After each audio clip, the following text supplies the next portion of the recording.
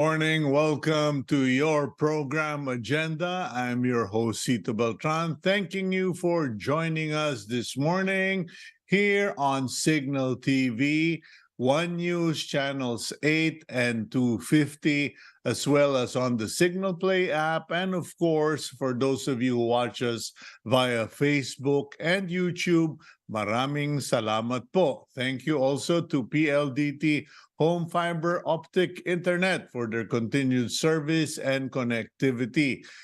Today, August 31, promises to be a very wet day. We already got orange alerts on our phones here in Barrio Capitolio, Pasig, and I guess it applies to a huge part of the country as Typhoon Hana or Tropical Storm Hana is in our area of responsibility. In any case, today we are going to have a double feature. For those of you old enough to know what a double feature is, yung dalawang pelikula sa isang sinihan. But anyway, today we will talk about agriculture with former Agriculture Secretary Manny Piñol, and we will also be featuring a special tourism program. Kung gusto ninyong umabot na sa Kalayaan Islands, please watch us today. But before that, let's go to our daily starter. And it goes, Gab, if you would. Just because someone carries it well doesn't mean it isn't heavy. Sabi nga nila, ang galing mong magdala.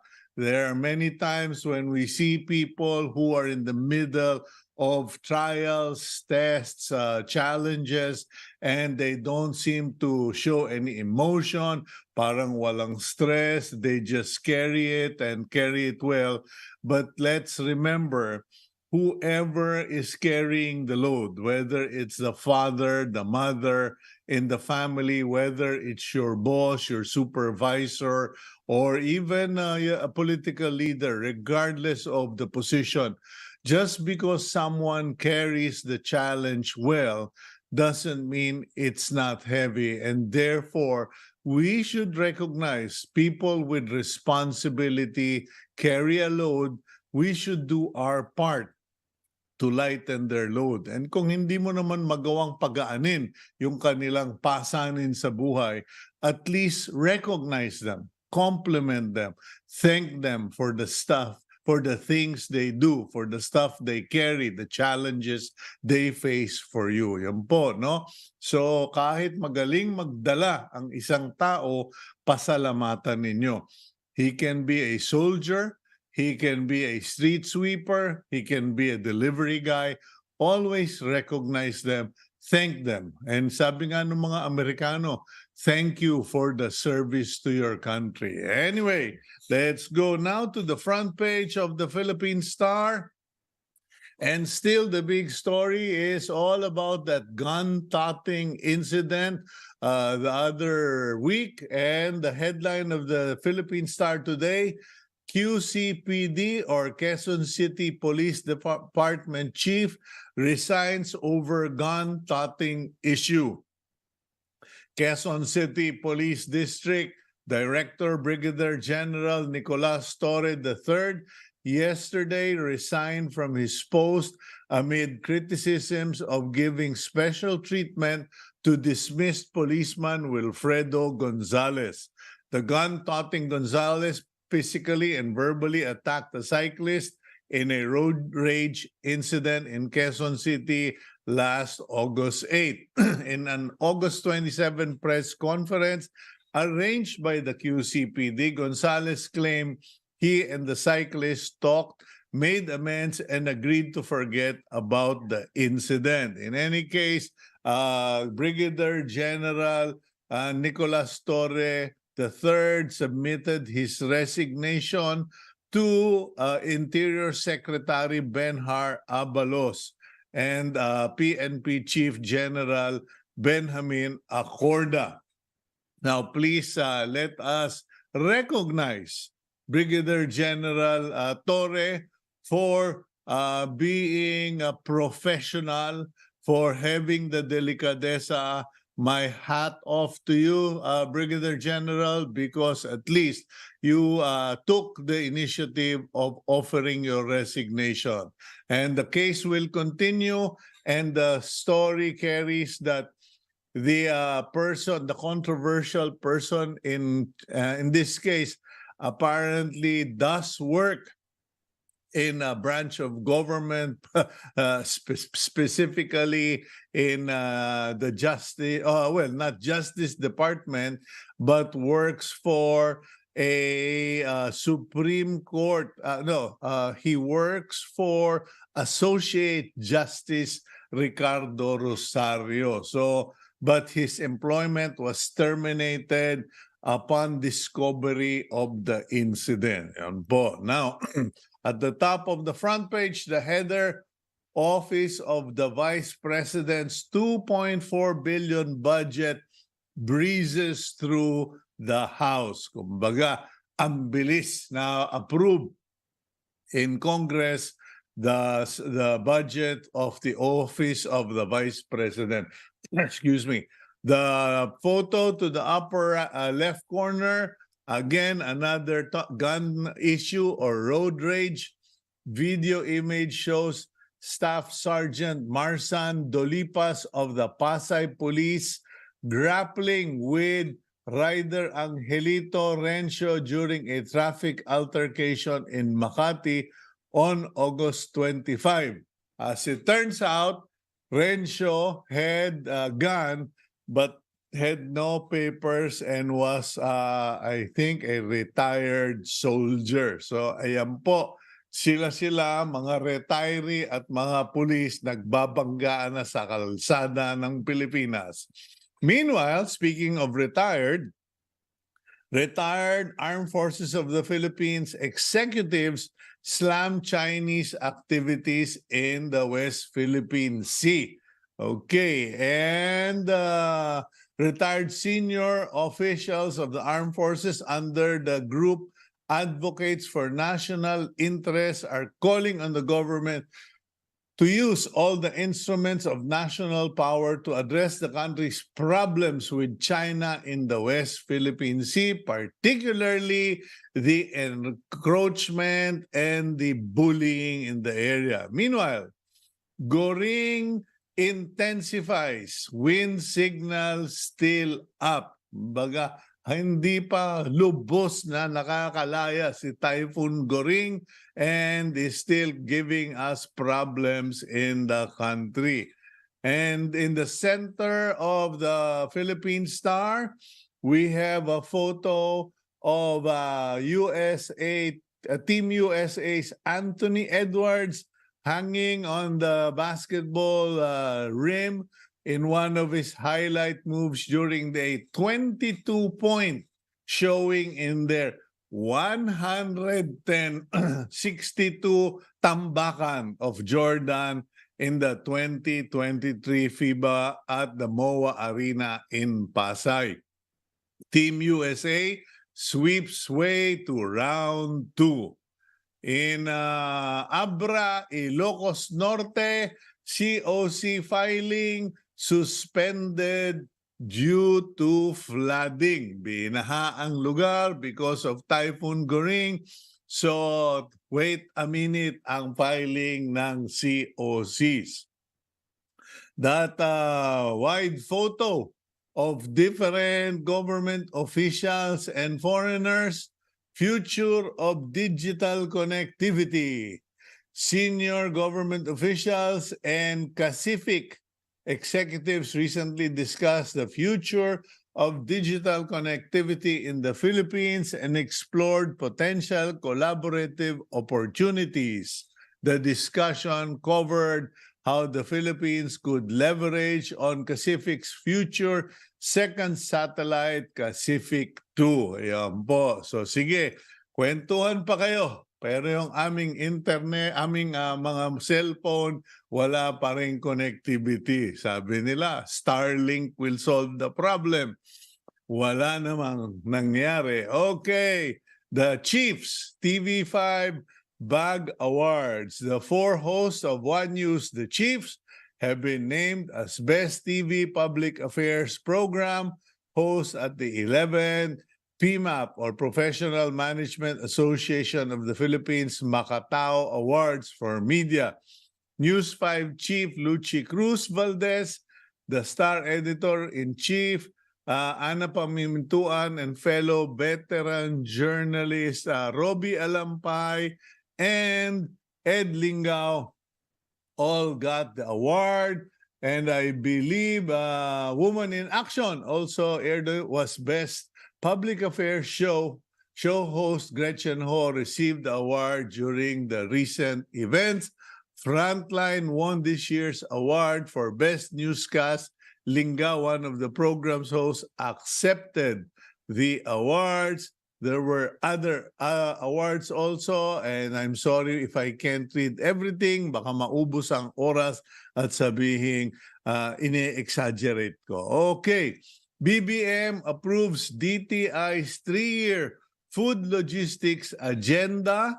And that agenda seeks to ensure availability of affordable food, cut transport costs, address supply chain gaps. We will talk about that. Price of tomatoes soar to 230 per kilo. Ayan na naman po. Okay, the retail prices of tomatoes reach 230 pesos per kilo or 13 per piece based on the latest monitoring of the Department of Agriculture amid the vegetable supply shortage in Luzon following the devastation of Super Typhoon Egay. Ayan po. So, mabuti na lang, mahal na ang kamatis, hindi na pwedeng ipambato sa mga government officials at sa Department of Agriculture. Mabuti na lang tumaas ang presyo kasi kung hindi, makakatikim kayo kada rally, mababato kayo. We will go for a break, and when we return, we will speak with former Agriculture Secretary Manny Piñol regarding all of this here on Agenda.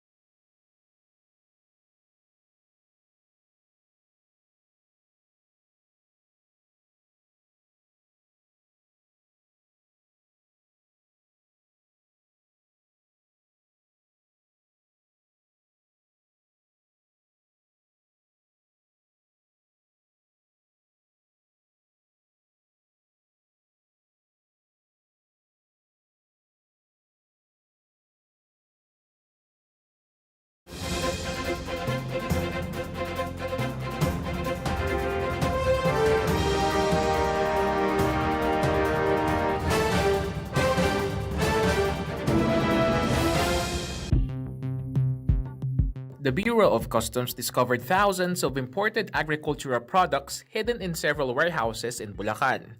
The 154,000 sacks of imported rice grains and 60,000 sacks of palay found in Bocaue and Balagtas are worth 519 million pesos.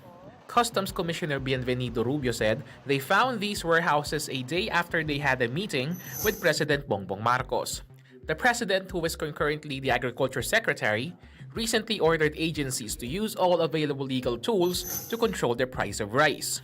The government blames the price hikes to hoarding, effects of consecutive typhoons, and actions by middlemen. Let's discuss the matter on today's agenda. Manny Piñol was Agriculture Secretary under the term of former President Rodrigo Duterte. During those years, he was also made concurrent head of the National Food Authority Council in September 2018 and chair of the Mindanao Development Authority in 2019. Prior to this, Piñol also held various government positions in Cotabato, including governor and vice governor. Good morning, Mr. Secretary. Welcome to the program. Magandang umaga sa iyo, Cito. Kamusta?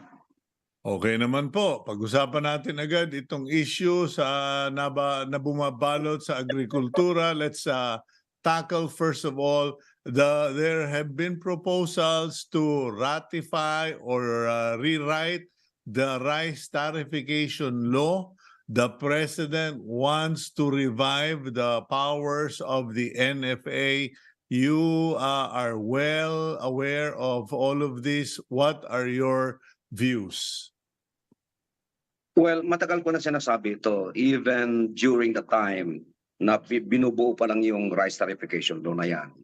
Eh, sinasabi ko na dangerous yung move to let go of the rice industry and give it to the hands of the private businessmen.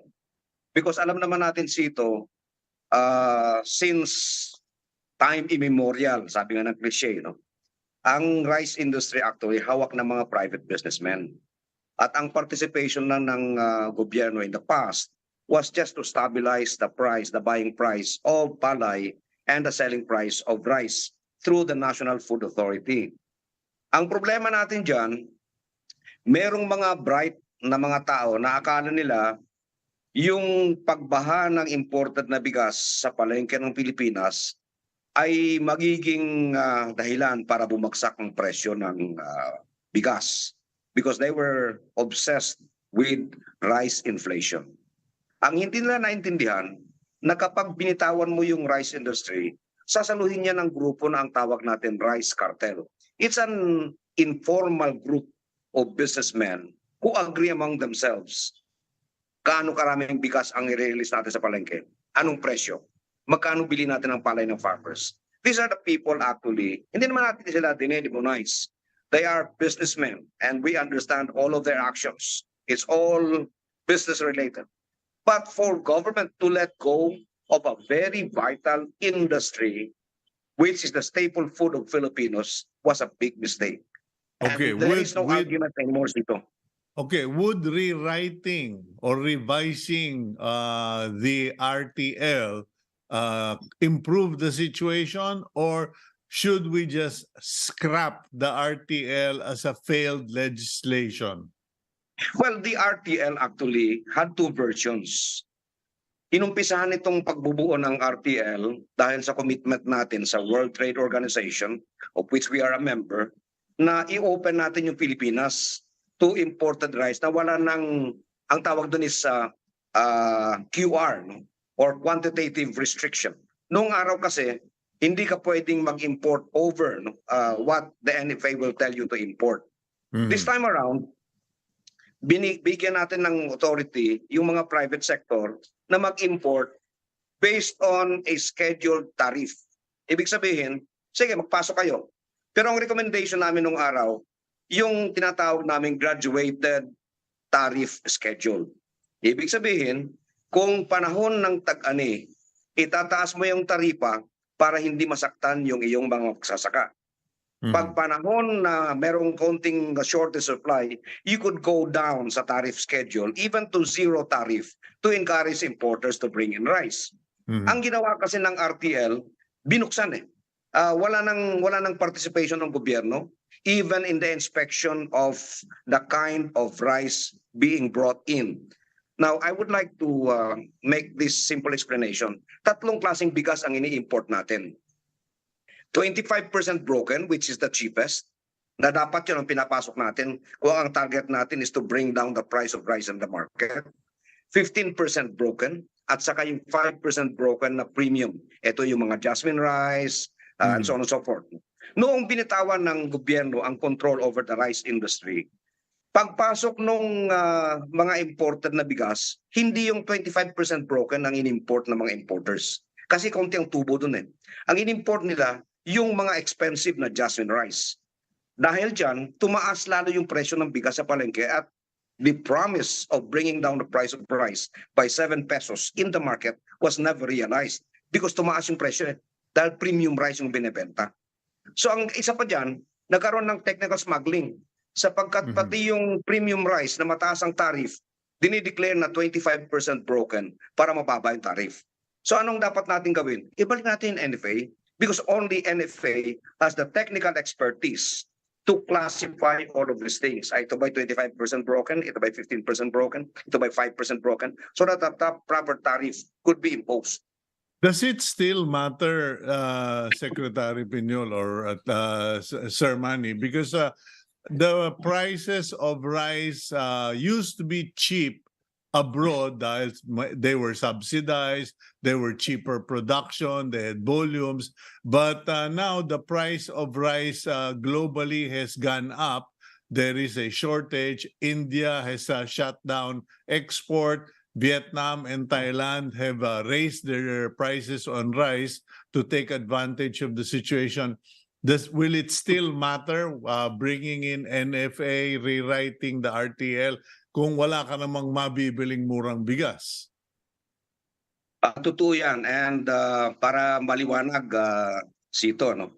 Lahat ng problema natin ito, kagagawa ng economic team ng previous administration, headed by Secretary Carlos Dominguez. Napaka-naive nung kanilang concept. No? Sabi nila, mahal yung local na bigas eh. So mag-import na lang tayo para magmura yung bigas. Ang sinasabi ko noon, okay yan, kung mura palagi ang bigas sa labas.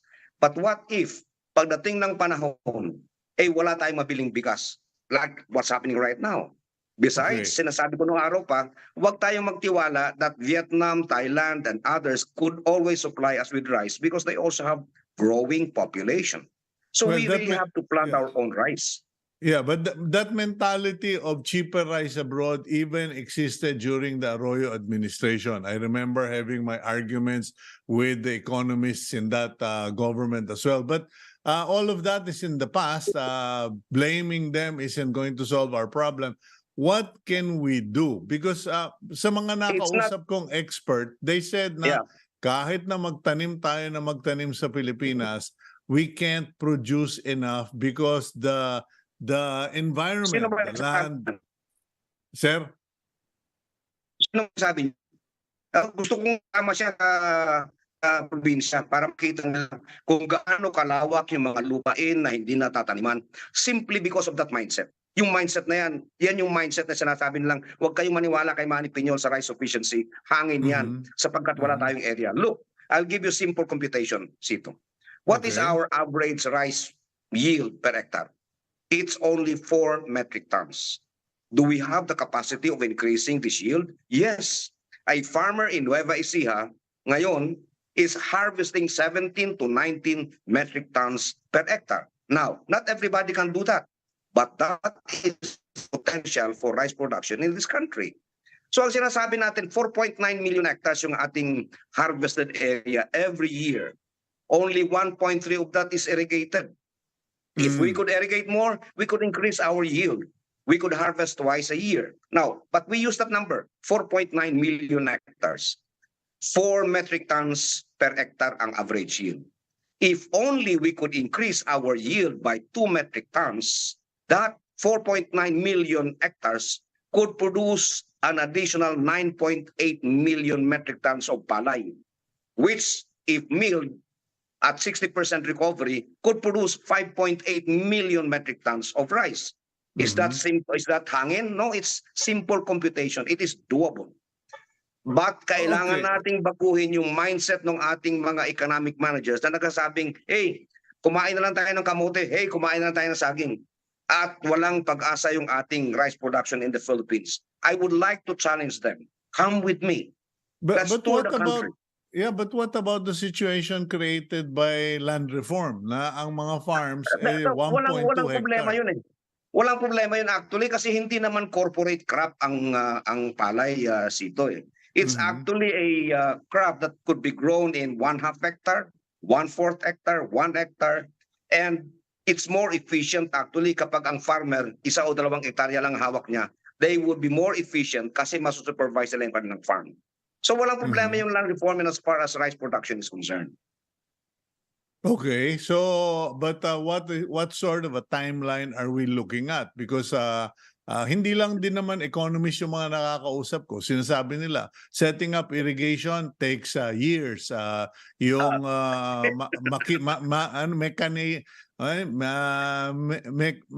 bringing in machinery is essential, etc. Natatawa ka. Ito yung matagal ko nang kinukonsumisyon, Sito eh. Pinagpipilitan nila, sabi nila matagal daw magtayo ng irrigation. Yung traditional irrigation, yes. Pag gumawa ka ng dam, it will take you 10, 15, 20, or even 30 years. But there is modern technology. There is a so-called solar-powered irrigation system that you could set up in a month's time. In 30 days, you will have your irrigation. Isasaksak lang yan, lalagyan lang ng tubo, may pump that would draw water from a river on underground sources, merong maliliit na version, you could irrigate right away. In fact, yung bagong technology ngayon, tinatawag nilang solar-powered shallow tube well pumps. You could install it in 2 weeks' time. And the cost is not that much. It's about 75% lower than traditional irrigation services. Ito yung sinasabi ko na sana. At saka hindi gumagamit ng gasolina o krudo. Hindi gumagamit ng gasolina. At hindi mo kailangang baguhin yung takbo ng tubig sa ilog o takbo ng ilog dahil you don't have to build dams. You only have to build intake boxes beside the rivers or drill. At ito ginagawa na ng maraming mga farmers. We started this when I was Secretary of Agriculture. We built about 100 these local talents lang. Israel offered 40 million to install a national network of solar-powered irrigation system. Asa na yung 40 billion ngayon? Yung offer ng Israel, naandyan sa NEDA ICC, natutulog for the past 5 years. Now, how can we possibly produce more rice? This is the mentality of our policymakers and managers. Hindi pa nga sinusubukan, sabihin na, hindi pwede yan kasi walang area, kasi mahirap gumawa ng irigasyon, kasi mababa yung ating yield and so on and so forth. All of these have been proven to be untrue. But okay, is this who's behind all of this? Because I understand may sama ka ng loob sa mga economists doon sa mga Duterte and the Arroyo administration. But is this a local quarrel or is this an international agenda? Because you also mentioned that the solar powered program is sitting at the NEDA. Is there a foreign group behind this? No, actually, well, I'll go to that, no? But hindi ito personal quarrel, Sito. This is not even a local quarrel. This is the eternal conflict between the economist and the agriculturist. Kasi yung economist, gusto niya nakikita niya yung inflation numbers quarterly maganda. But in the eyes and mind of the agriculturist, agriculture and food production is intergenerational. We cannot possibly hit the inflation targets every quarter. Kasi yun ang nature ng agriculture eh. Long-term programs. So ang sinasabi ko, hindi ito away between me and Dominguez or whatever. This is a conflict between the economists and the agriculturists. At ang sinasabi namin mga agriculturists, hey, if we want to improve Philippine agriculture now, baguhin natin yung pananaw ninyo na hindi natin kayang mag-produce. Because if we build the foundations right now of a good agriculture in the country, we will be able to achieve it in 10, 15 years maybe, but we will be able to achieve it. In fact, in one cabinet meeting, I explained this clearly to then President Duterte. Sabi ko, Mr. President, sabi ko, the nature of agriculture is things overnight. You introduce a new hybrid coconut, you have to wait for 5 years. So sabi ko, the things that we are doing right now in the Department of Agriculture may not even bear fruit during your administration, but we have to do it just the same because our target here is to produce enough food for the next generation, not to satisfy a political leader or give laurels to a president for achieving this. Dapat ang ating presidente may vision. Look beyond your term. Yeah, Look yeah. towards the next generation. Okay, Sec Manny, may problema tayo dyan because as you know, and you've been in politics, politicians have to deal with the now. Nakikiramay ako kay President Bongbong Marcos because kahit anong gawin niya, mali pa rin siya. People want cheap rice, want affordable rice. So as much as he may agree with you, he doesn't have the luxury of 5 years. So he's got to solve the problem now. How can he solve the problem now? People have said, magpa-import ka na lang na magpa-import, alter the tendency or the behavior of Filipinos overeating rice. Don't over-focus on planting rice. Focus on quick-growing crops, etc. Alam mo yung nagsabi na i-introduce daw yung kamote sa mga Pilipino? Alam ba nila na mas mahal ang kilo ng kamote kaysa bigas? Ito yung mga sinasabi ko na. Yung mga ideas na yun, Cito. What are our options? You want to import rice? Saan ka mag-i-import? At what price? Okay?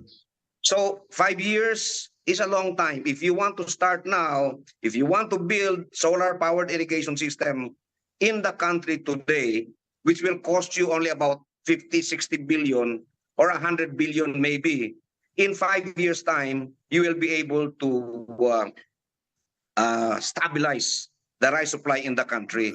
And ito yung pinaka-best option natin. Sec Manny, yung solar power, alam ko yan because pinag-aralan ko yan, nag-enroll pa ako sa Meralco para dyan eh.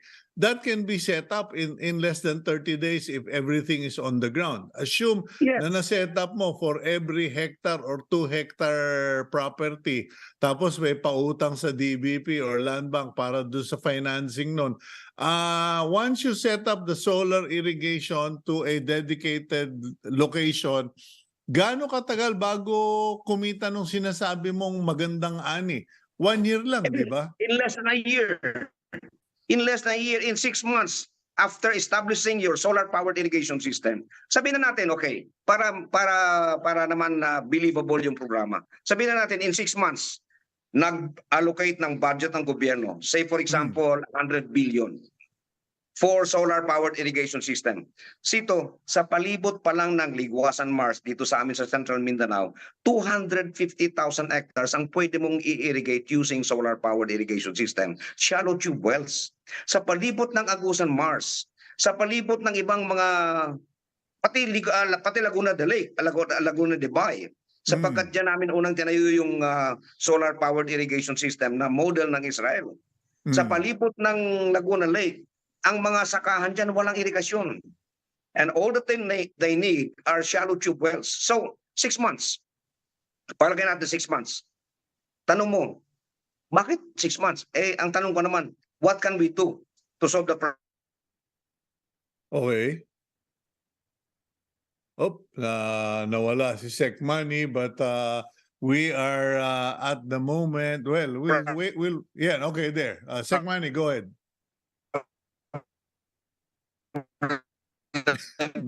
Yan na sinasabi ko sa ating third world situation sa connectivity. Okay now.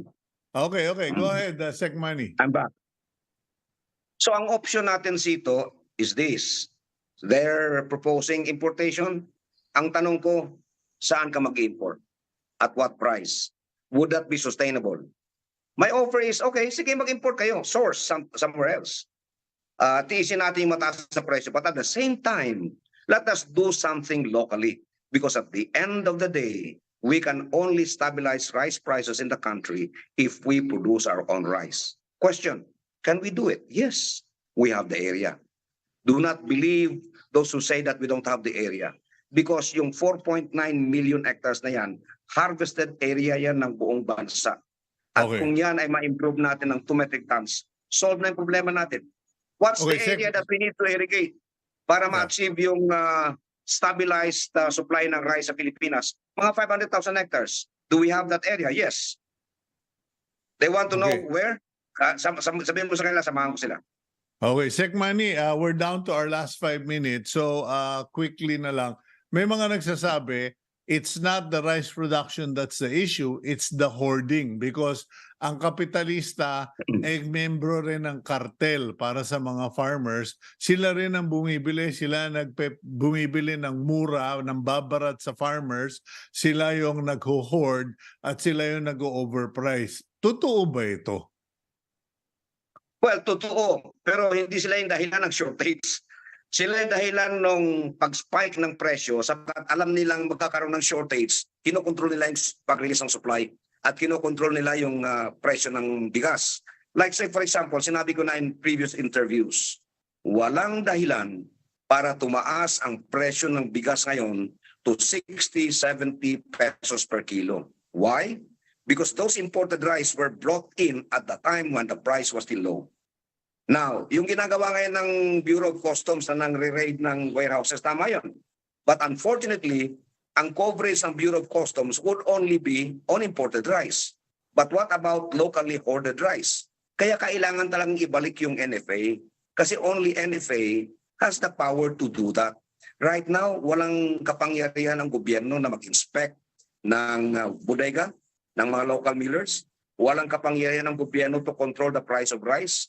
And no amount of public statements can control the price of rice right now unless we bring in the National Food Authority, handle the situation, and stabilize the price of rice by making sure that there is no hoarding and that the price of rice should be based on the import price when they brought in those imported rice. What about the DTI? Ito, meron silang food agenda.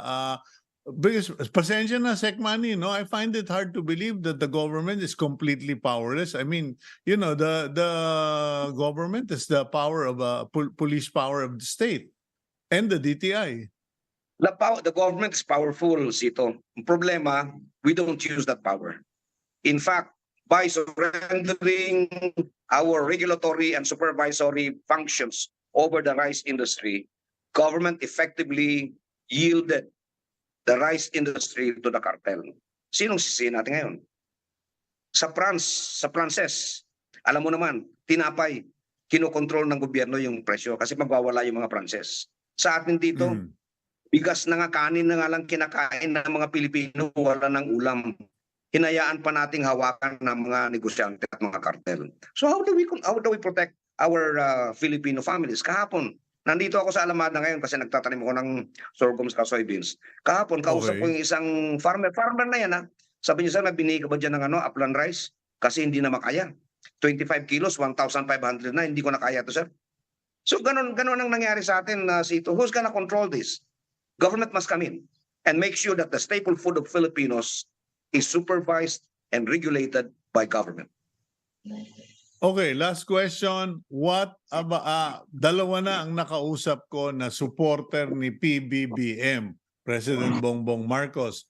Both of them agree that the president needs to fire the Secretary of Agriculture. So, do you agree na talagang kailangan merong agriculture secretary and merong bang crazy enough to accept the job?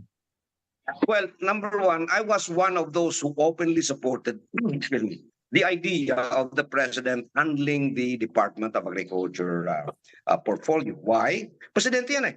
Pag sinabi ko ako presidente, pag sinabi ko itong budget na kailangan ko, I expect you to approve my budget. Ang problema lang dyan, yung underlings, yung backup staff ni Presidente as Secretary of Agriculture, si Ding Panganiban, si Leo Sebastian, and all the other USECs actually, are not giving him the correct picture. Can you imagine Leo Sebastian saying that there is no rice cartel? That's crazy. Nag-aaway pa sila ng Ding Panganiban. So paano gagana yung departamento kapag ganyan? Okay. No, so During what? the hearing sa Congress, Should the president put in a full-time Secretary of Agriculture at may tatanggap ba o wala? I believe he should. But Ang dapat na sabihin niya dyan, kung sino man yung pipiliin niya na Secretary of Agriculture, okay, you have my full support. Maski sino man kabangga mo dyan, didepensahan kita for as long as wag kang mangurakot. Gawin mo na mabuti ang trabaho mo. Maski sino mabangga mo dyan, yung RTL authors o mga congressman o senador, susuportahan kita. Just do what is right for Philippine agriculture. I think if that is the assurance of the President, some people might be convinced to accept the offer. Okay, well, I agree with you on that. Kung ako yung maging secretary, hihingin kong assistant secretary, yung ombudsman, yung NBI, at saka yung ISAP para mapakulong ko na lahat ng mga demonyo dyan. Okay, thank you very much, former Secretary Manny Piñol. Have a good day and may your plantings be abundant and may you reap a golden harvest. God bless you, sir. Thank you for your time. God bless you, Cito. Thank you. Okay, that's former Secretary Manny Piñol, and you've heard straight from the guy, and we will go for a quick break. After we return, let's talk about tourism in the formerly forbidden places. We will be right back here on Agenda.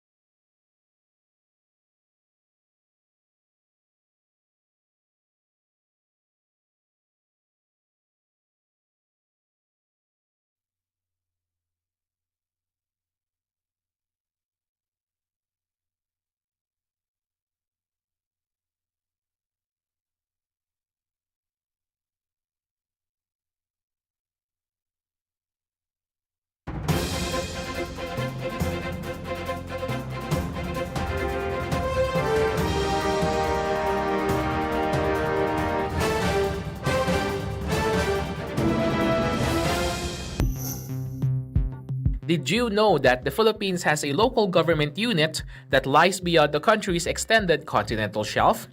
That is the municipality of Kalayaan. On June 11, 1978, President Ferdinand Marcos Sr. issued Presidential Decree 1596 declaring the ceded territory to be known as the Kalayaan Island Group. This also created the municipality of Kalayaan under the political jurisdiction of Palawan Province. For those who want to see what Kalayaan Island looks like in person, here's your chance. The Kalayaan Tourism Development Center has unveiled the program dubbed as the Great Kalayaan Expedition 2023. This is meant to boost tourism in the area. The expedition starts in Puerto Princesa, Palawan, and covers 5 destinations including Lawak Island, Patag Island, and the famous Pagasa Island. Let's find out more about this on today's agenda. Ken Hupanda is the project manager of the Kalayaan Tourism Promotions and Development Program. Hupanda is also the initiator of the flagship tourism program of the municipality, the Great Kalayaan Expedition. Good morning, Ken. Welcome to the program agenda. Good morning, Sir Cito, and good morning po sa lahat ng nanonood ng agenda. Okay, nung nabasa ko itong program ng Kalayaan Municipality of Kalayaan, you actually got my attention. Not many people know I spent 7 years on and off in Palawan, in the northern part of Busuanga.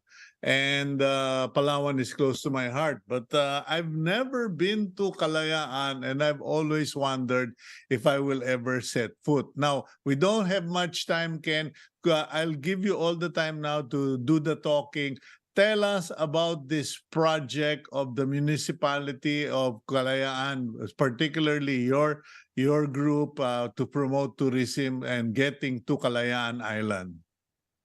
Well, Sir Cito, sabi nyo nga there are many things to visit, many places, destinations to visit in Palawan.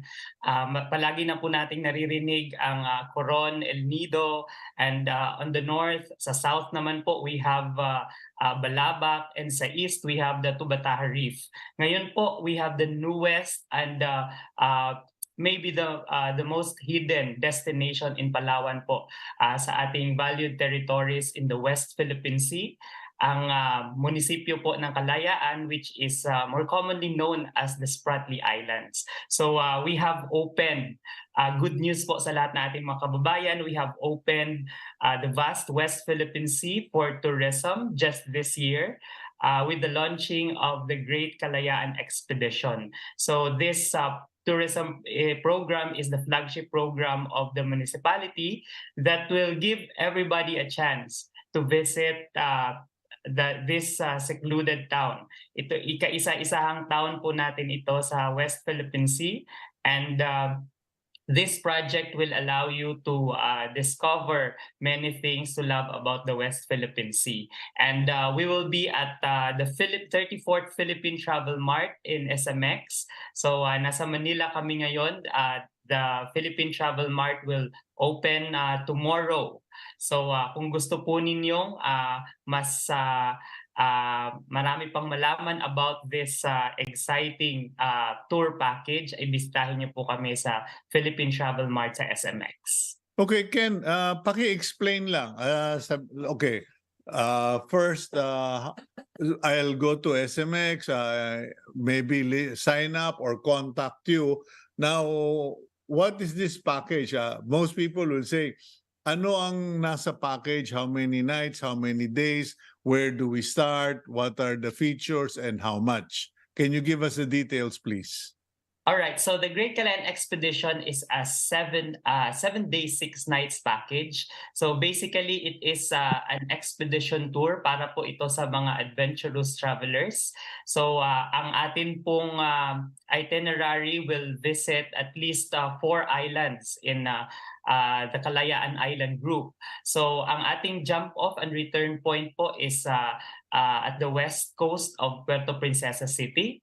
So the first destination island is Lawak Island. Kung nakita po ninyo sa video, yung maraming ibon po. So it's a bird sanctuary po for mga migratory birds. So that's Lawak Island po. Then next is Likas Island, a turtle sanctuary naman po din Pag-asa Island, our only inhabited community po in the West Philippine Sea. So ang lahat ng mga isla po na ito na inyong mabibisita during the expedition are unspoiled islands. Konting-konti pa lang po ang nakakapunta dito. Okay, so three island stops. You start from Puerto Princesa. So yung pagpunta Manila to Puerto, sagot na yan ng guest. Hindi yan covered by the Kalayaan package. That's correct, Sir Cito. So the moment they arrive po sa Puerto Princesa, we will pick them up from their hotels. Doon po na po nagsisimula ang package. Full board meals, and it will also include activities like scuba diving and of course game fishing. Okay, now for those who are going to join, how are you going to travel? All by boat? Bangka ba ito? Cruise ship ba ito? Because alam mo naman, merong mga adventurous katulad ko, sibid lang, talo-talo na. Pero there are those who won't go unless it's a yacht. What kind of vessel will be used? We will be using a modern yacht po with all the amenities for everybody's comfort. Kahit mga adventurous travelers po ito, gagamit po tayo ng modernong yate po to service the tour. Okay, and so it is 6 nights, 7 days living on board ba yan? O meron kayong campsites, meron bang mga cottages, etc. For the guests? For the most part po, the accommodation will be on board. But our guests, when they arrive in Pag-asa Island, they will have a chance. This is a very unique opportunity that they will be able to spend a night with a local community in Pag-asa. Ma-experience po nila kung paano mamuhay ang mga tao doon sa ating westernmost community of the Philippines.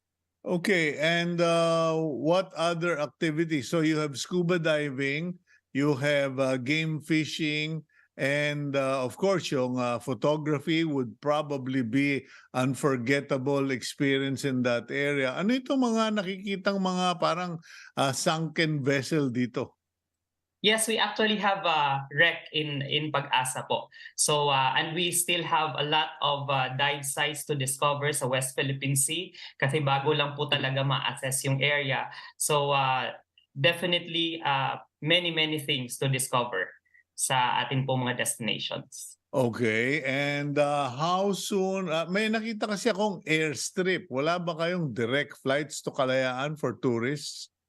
Well, we are working on it right now, Sir Cito, and most probably po next year we will open that option for our tourists. Okay, and how soon can tourists sign up for this trip, and how much is it going to cost? Because Kalayaan is not far from Puerto to ano ba yung first island? Lawak Island. Lawak Island. How many hours by boat yun? By yacht?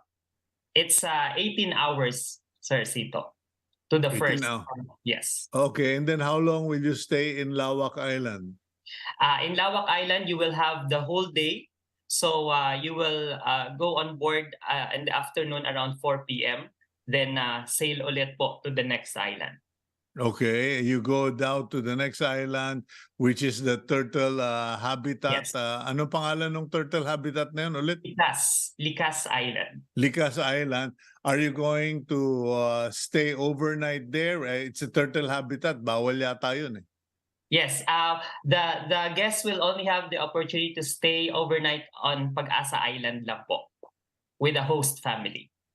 Okay. So everything will be on the yacht, a lot of traveling, and then the only overnight stop will be on Pag-asa Island. That's correct.